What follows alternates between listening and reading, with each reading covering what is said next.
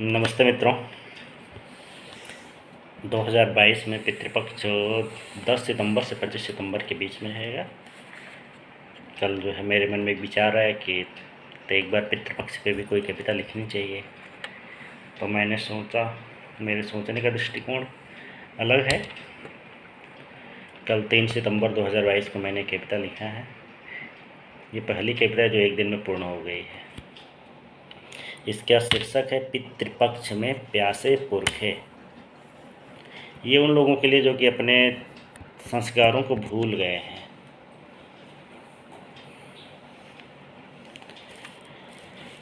छोड़ सनातन संस्कार को अन्य मार्ग अपनाने वाले, धन वैभव के राजमहल में 56 भोग को खाने वाले, स्वार्थ हेतु नवपथ को चुनकर पितर त्याग कर जाने वाले, प्यासे जन को पुण्य लोभ में शीतल नीर पिलाने वाले पुरखे तेरे प्यासे होंगे जब पितृपक्ष में आते होंगे। लाभ लोभ या भय अधीन हो तुमने तो नवपथ स्वीकारा, पुरखों की संस्कृति को तुमने निमिष मात्र में था दुत्कारा। जिस घर में पुरखे रहते थे उस घर को तूने छोड़ दिया है, पुरखों का मन बसा था जिसमें उससे बंधन तोड़ लिया है। सोचो निज गृह भग्न, भग्न अर्थात टूटा हुआ, सोचो निज गृह भग्न देखकर वे कितना दुख पाते होंगे। पुरखे तेरे प्यासे होंगे जब पितृपक्ष में आते होंगे।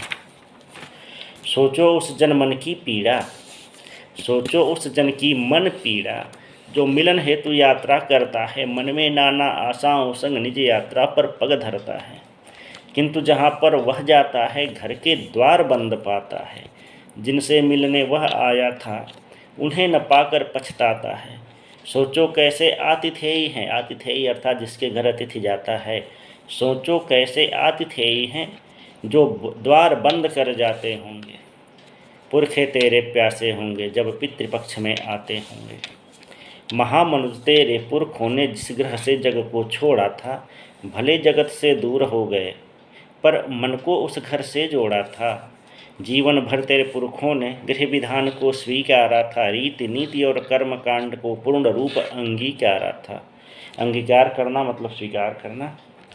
किंतु भाग्य में उनके देखो तेरे जैसे वंशज आए, जो निज गृह को लात मार कर हैं पर गृह में वास बनाए। तुम्हें जगत में लाकर पुरखे आज बहुत पछताते होंगे। पुरखे तेरे प्यासे होंगे जब पितृपक्ष में आते होंगे।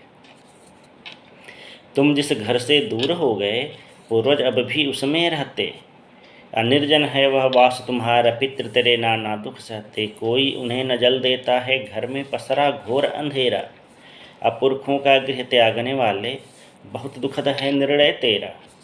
तेरे इस निर्णय पर पुरखे आंसू बहुत बहाते होंगे। पुरखे तेरे प्यासे होंगे जब पितृपक्ष में आते होंगे। सोचो जो निज गृह में रहते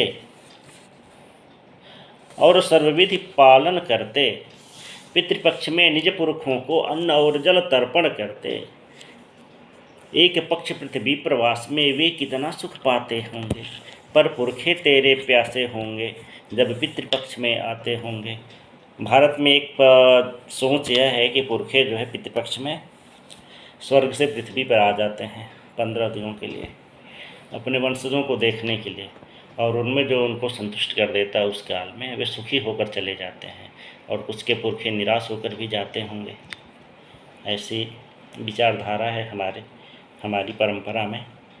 सुना है हमने पितृपक्ष में सबके पुरखे धरा हैं आते, असम्मत भर से त्रिषित कंठ में है तर्पण का जलवे पाते।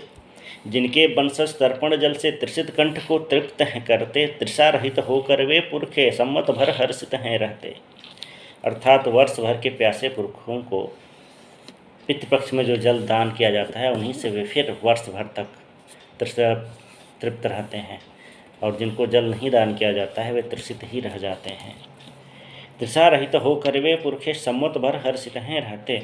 तेरे पुरखे भी आते हैं भूख प्यास से व्याकुल होकर, पर हतभागी उन पुरखों को मार दिया है तुमने ठोकर। सोचो तेरे प्यासे पुरखे कैसे धरा से जाते होंगे। पुरखे तेरे प्यासे होंगे जब पितृपक्ष में आते होंगे।